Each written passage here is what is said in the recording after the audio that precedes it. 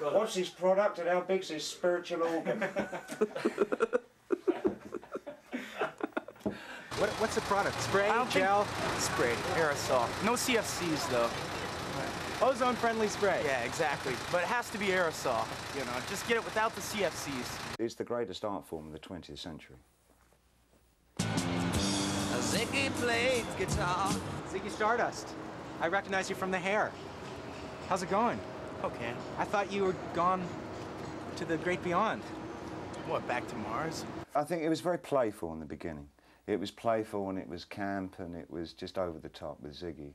But as drugs started to take a more severe hold on my life, the ability within your conscious mind to actually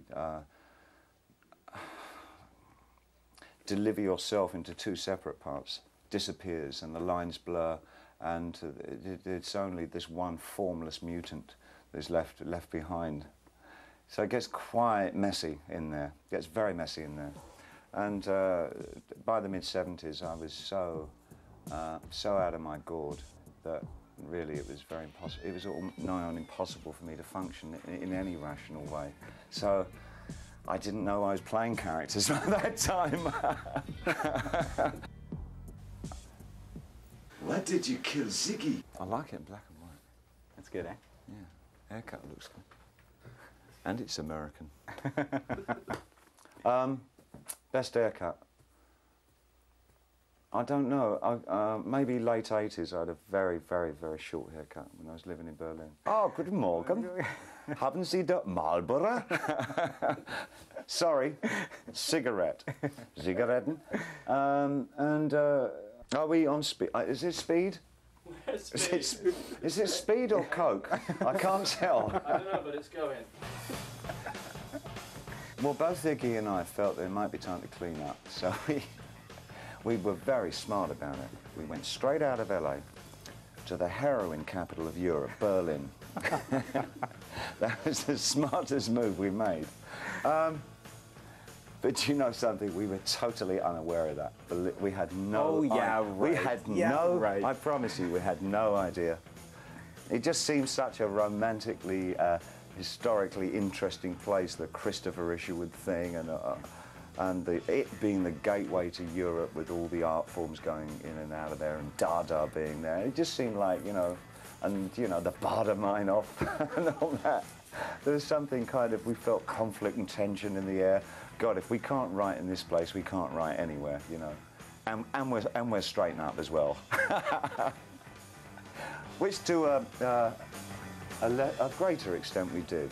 It was, you know, it was sort of clean-up time. It was 3 years of going in and out of Berlin. I can't say that we lived there consistently all the time because we were still touring, you know, and all that as well.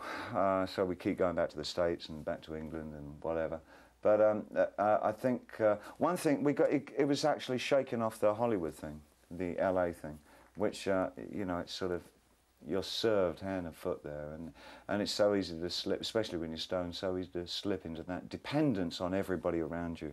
And where we chose to live in Berlin, actually not quite choice, because we both are skint, both really broke at that time. Was an average working class area, a lot of Turkish around. It was a Turkish neighbourhood. And it was pretty much, you know, doing your own shopping. I know these sound like it's tragically, you know, thinking, yeah, poor boy. Yes, we're all crying. I know, for you, it's, yeah. Isn't that heaven? Für einen Tag.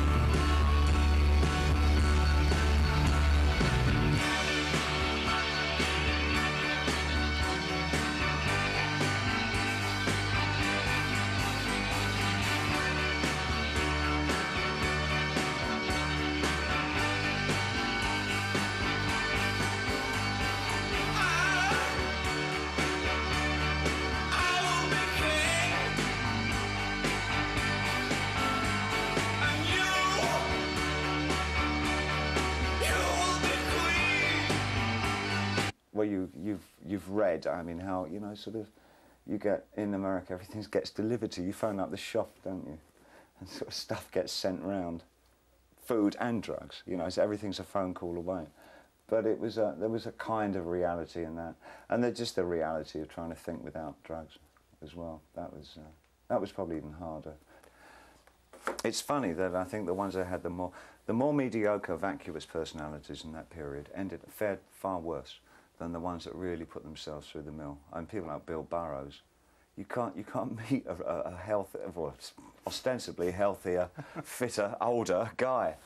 Everybody around him, like, they died. You know, Kerouac, who cleaned up and got all healthy, like, he's dead. You know, Bill Burroughs, who's probably spiked his body with more things, had more needles in him than a pincushion, is living among us. Now, I'm not... Yes, what does that say about you? I'm not suggesting for one small minute that you rush out and get your junkie kit together, you know. Not at all. It's just interesting that people who make those explorations, if they go through the cusp of those explorations, they do tend to come out the other side, in a way, better people for it, you know. So that's a dangerous thing to say, but it's true in my case. I'm glad I did everything I did. I really am. I can't, who might I recommend anything to anybody, but it's everybody's own private individual needs, you know. And naturally I would advise my son not even to think about it, because I know the inherent dangers of doing it. Somehow or other, I went through a whole series of survivals and crawled out of it all. And having got away with it, I'm really glad that I did it. But it's like, if I said to my son, yeah, Joe, I think it's a great idea for you to get in the shuttle and be shot off of 1,000 miles an hour to the moon.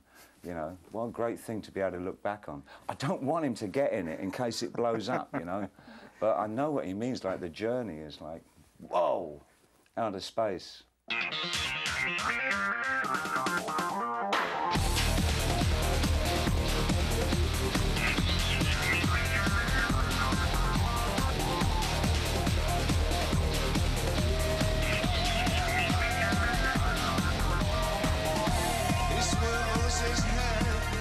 His eyes from the screen as his past puts him back in Atlantic City. There's not even a demon in heaven or hell. Is it all just human disguise as I walk down the aisle? And I'm gone, gone, gone. Now I'm on Are you one of these young Americans we've heard about? Yeah. Is there life on Mars? There is, yeah, there is life on Mars. I mean, I always thought it was incredible that the first day that the New York Times came out, after the Life on Mars thing happened, it wasn't like banner all the way across the top. Unbelievable. There is life on Mars. Good, good. Oh, also, we're looking for Ziggy Stardust. I'm wondering, I know he's in the neighborhood, but you know where I can find him? I haven't seen him. Thin White Duke, any of those guys? None of them. All right. I'd go down that way. Check This way? Yeah. Great, thanks. I know he's here somewhere. I can feel him in the city. Can you get excited by themes like that, like themes about space and pushing boundaries? Yeah, I mean... that you've already visited? Well, there are aspects of new discoveries that I find tantalizing, like the idea that there's formed ice on the other side of the moon, and that there are water patterns on some of the planets. I think that it's just... I think that's scintillating. I mean, it's absolutely, definitely points to life, you know. What will we do then? It's a god-awful small affair to the girl with the mousy hair, but her mummy is yelling no, and her daddy has told her to go. There was a film on TV the other night, and the creature in it was like this big bowel. It was the invasion of the bowel syndrome, I think. It was this huge, throbbing piece of organic tissue, which... It was a spiritual organ, actually. It was a spiritual organ. Oh, was it ever? And it would come over and suffocate everybody in sight. It would just... just flop over them. Well, I was thinking, you know, they better not bring any of that water back here, because if they're contained in the water, I mean... Don't drink the water, that's what they Don't did. drink the water. Yeah, whatever you do on Mars, don't drink the water. I think that the idea of life being a germ form, you know, is kind of, that's really fairly scary, isn't it? And yet your new record is called Earthling, after Yeah. all of these transformations. Well, it's rather a corny kind of manifesto that, in fact, I'm quite happy being an Earthling, I suppose.